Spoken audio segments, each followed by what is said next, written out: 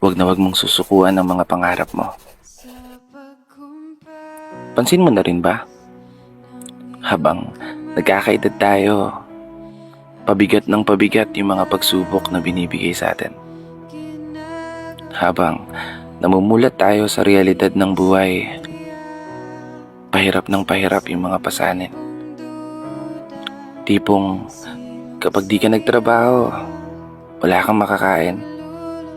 Kapag hindi mo sisipagan, hindi ka papalaran. Habang tumatanda tayo, mas lalo nating nauunawaan yung tunay na kahulugan ng buhay. Gamit ang mga karanasan na nagpatibay, nagpahina, at sumubok sa ating katatagan. Mga karanasan na nagpapatunay na walang madali sa mundong to. Isang mundo na wala kang ibang aasahan kundi ang sarili mo. Alam ko, kaya ka rin ng karamihan na maraming gusto. Maraming pangarap, maraming mga plano. At marahil, iniisip at inaalala mo rin kung paano mo magagawang ipanalo yung mga laban na palaging humahamon sa iyong pagkatao.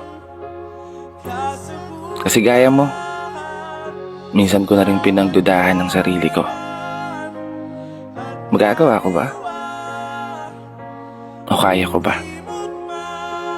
Paano ko ba haharapin yung mundo kung palagi na lang salungat sa gusto ang binibigay ng kapalaran? May mga araw na pakiramdam ko mas lalo lang akong pinapahirapan. May mga panahon na hindi ko maiwasang isipin, bakit punong-puno ako ng kamalasan? Dahilan para araw-araw kong maranasan yung hirap ng buhay na ayokong maranasan. Alam ko,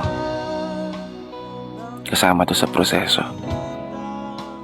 Lahat ng ito ay parte lamang ng iyong mga plano.